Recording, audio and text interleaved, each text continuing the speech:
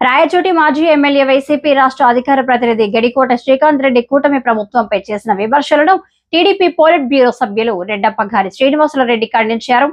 జగన్ దగ్గర మార్కులు తెచ్చుకోవడానికి గడికోట శ్రీకాంత్ రెడ్డి ఇలాంటి ఆరోపణలు చేస్తున్నారని విమర్శించారు.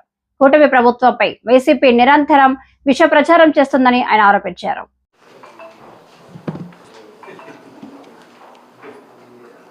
2,20,00,000 అది ఆమె టౌన్ అన్నీ ఆమె ప్రెస్ మీట్ పెట్టి చెప్తుందిలే అన్ని.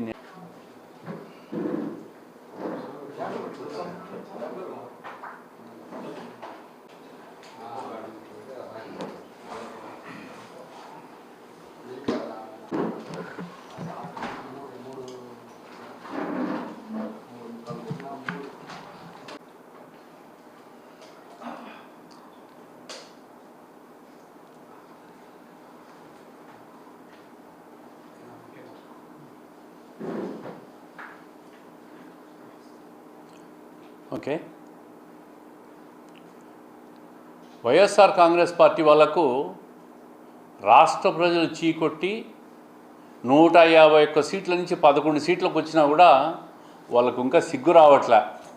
వాళ్ళ వ్యవహార శైలిలో, ప్రభుత్వాన్ని అప్రతిష్ట పాలు చేయడంలో, ప్రజలకు అబద్ధాలను వాస్తవాలుగా చెప్పే ప్రయత్నం చేసి ప్రజలను మభ్యపెట్టే దాంట్లో ఎక్కడా వెనక్కి పోవడం లేవాలి. 2 సంవత్సరాలైంది దాదాపుగా తెలుగుదేశం ప్రభుత్వం వచ్చి కూటమి ప్రభుత్వం ఏర్పాటై నిరంతరం ఈ ప్రభుత్వం మీద దుమ్మెత్తిపోసే ప్రయత్నమే. ఈరోజు మాజీ MLA Srikanth Reddy press meet చూశాను. ఆయన ఉనికి కోసం, జగన్ రెడ్డి మార్కుల కోసం ఓ ప్రెస్ మీట్ పెట్టి గాలి మాటలు మాట్లాడి పోతా ఉన్నాడు. చంద్రబాబు నాయుడిని తిట్టేసి పోతా ఉన్నాడు.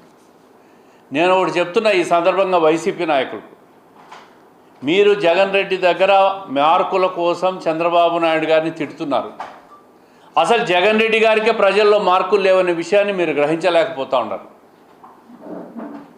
పూర్తి స్థాయిలో జగన్ రెడ్డి ప్రజల దగ్గర మార్కులు కోల్పోయినాడు. అత్యంత అల్పమైన సీట్లు 2024 అట్టర్ ఫ్లాప్ అయిన జగన్ రెడ్డి దగ్గర మార్కులు తెచ్చుకునే దానికి ఆయనకు మార్కులే లేనప్పుడు మీరు మార్కులు తెచ్చుకొని ఏం చేస్తారని చెప్పి నేను అడుగుతూ ఉన్నా. చంద్రబాబు నాయుడు గారు రాష్ట్రం కోసం, రాష్ట్ర ప్రయోజనాల కోసం పనిచేయడం లేదని మాట్లాడుతూ ఉంటారు.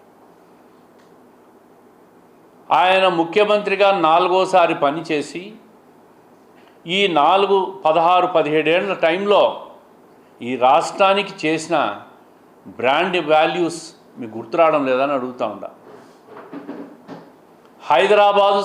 సైబరాబాదును ప్రపంచ చిత్రపటంలో చూపించిన నాయకుడు ఎవరో మీరు చెప్పాలా? చంద్రబాబు నాయుడు గారు కాదా?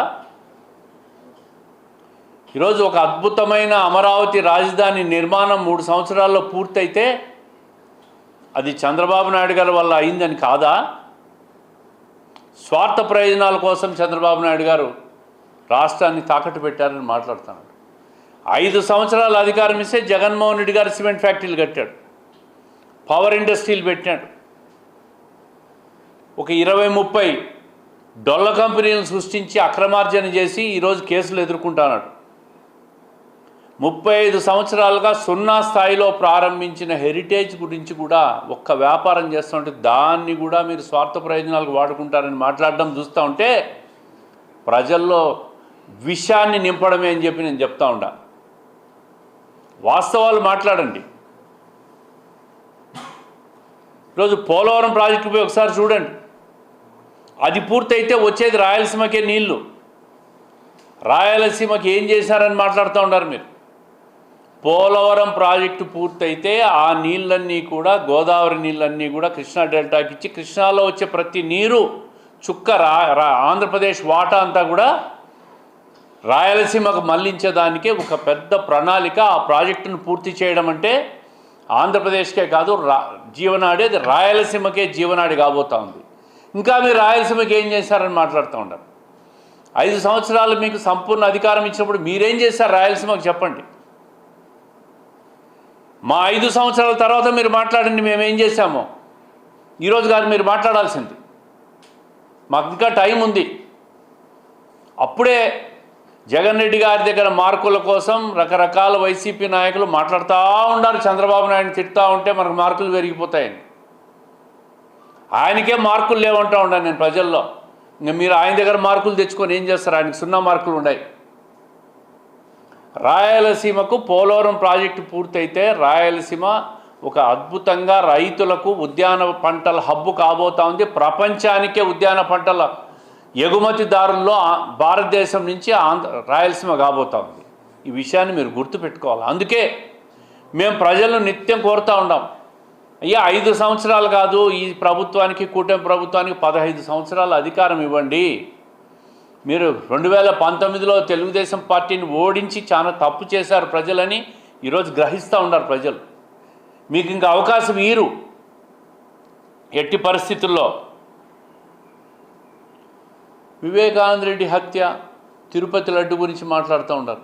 ఎస్, వివేకానంద రెడ్డి హత్య గురించి తెలుగుదేశం మేము మాట్లాడతాం. మీరు కాదని చెప్పండి, నాకు సంబంధం లేదని చెప్పానండి మీ నాయకులను. ఏ రోజు వివేకానంద రెడ్డి హత్య మాకు సంబంధం లేదని మీరు ఎప్పుడు మాట్లాడలే, ఖండించలే. మేము చెప్తా ఉన్నాం, పోలీస్ ఛార్జ్షీట్లో విషయాలు ప్రస్తావిస్తూ ఉన్నాం. తప్పని చెప్పి మాట్లాడి ఖండించుకోండి. మీరు ఖండించడం లేదు కదా, అవి వాస్తవాలనే ప్రజలు గ్రహించాల్సి వస్తుంది. తిరుపతి లడ్డు కల్తీ అయిందని చెప్పి సిబిఐ రిపోర్ట్ ఇచ్చింది. ఆ రిపోర్ట్ చదువుకోండి. దాన్ని ఇంకా మేము కల్తీ చేయలేదు, సిబిఐ రిపోర్ట్లో చెప్పిందని చెప్పి సిబిఐ రిపోర్ట్ను కూడా వక్రీకరించే ప్రయత్నం చేస్తూ ఉంటారు. తిరుమలను అపవిత్రం చేసి హిందూ ప్రజల మనోభావాలను దెబ్బతీసి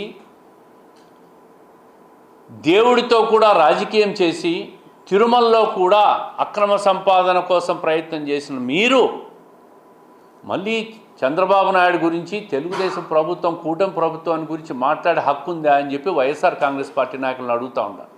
ఈరోజు శ్రీకాంత్ రెడ్డి గారి విమర్శలు నేను ఖండిస్తూ ఉండా పూర్తిగా.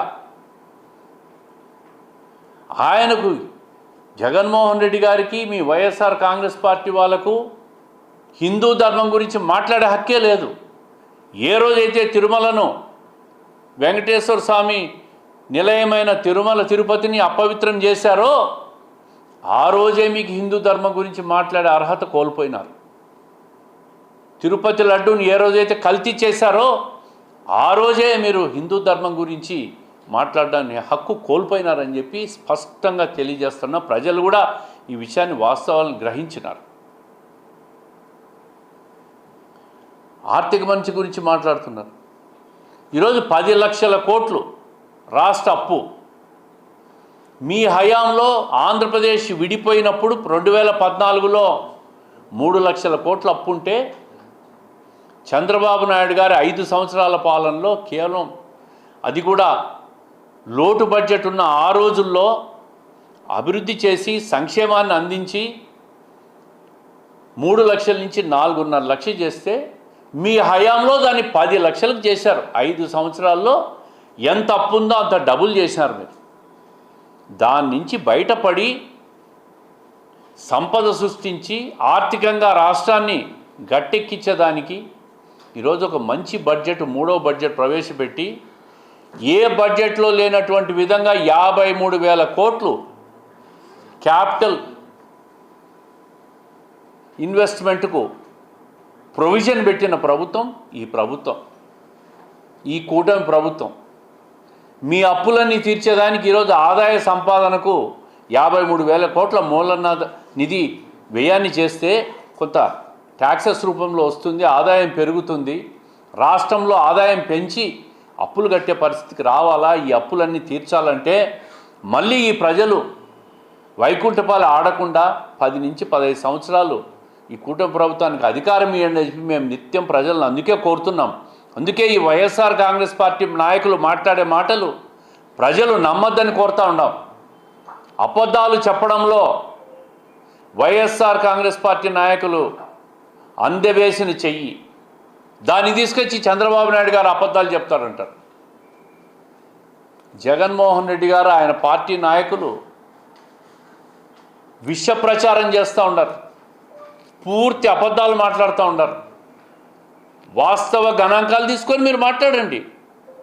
మీరే పోయి ఆర్టీఐలో ఫైనాన్స్ మినిస్టర్ సెక్రటరీకి ఒక అర్జీ పెట్టుకొని 2014లో ఎంత అప్పునింది, 19లో ఎంత అప్పునింది, 24లో ఎంత అప్పునింది, ఈ 26 ఏప్రిల్ 1కి ఎంత అప్పునిందో ఆర్టీఐలో తీసుకొని ఎవరి హయాంలో ఎంత అప్పు పెరిగిందో మీరు మాట్లాడితే ఆ డాక్యుమెంట్లు పెట్టుకొని వాస్తవాలు మీకు తెలుస్తాయి. అది అర్థం కాకుండా ఆర్థిక క్రమశిక్షణ కలిగిన నాయకుడు ముఖ్యమంత్రి ఎవరన్నా ఉన్నారంటే అది చంద్రబాబు నాయుడు గారు. దేశంలో ప్రతి ముఖ్యమంత్రికి తెలిసి మాట, ప్రధానమంత్రికి బాగా తెలుసు చంద్రబాబు నాయుడు గారు ఆర్థికంగా ఎంత పట్టున్న నాయకుడో. అర్థం లేకుండా మీరు 5 సంవత్సరాలు అధికారం ఇస్తే లేని అప్పులన్నీ చేసేసి పానక పంజరం చేసేసి రాష్ట్ర ఆర్థికాన్ని అతలాకుతలం చేసేసి అక్రమ సంపాదన చేసేసి దొరికిన చోటల్లా దోచుకొని మైన్లు, శాండు, ల్యాండు, లిక్కరు, తిరుమలను కూడా అపవిత్రం చేసేసి ఈరోజు కూటమి ప్రభుత్వం మీద చంద్రబాబు నాయుడు గారు వ్యక్తిగతంగా విమర్శిస్తూ మార్కులు కొట్టే ప్రయత్నం చేస్తూ ఉంటారు. మార్కులు లేని మీ నాయకుడు జగన్మోహన్ రెడ్డి గారి దగ్గర మీరు ఆయనకే మార్కులు లేకుంటే మీరు ఎన్ని మార్కులు తెచ్చుకున్నా సున్నానే అవుతుందనే విషయాన్ని మీరు గ్రహించాలా.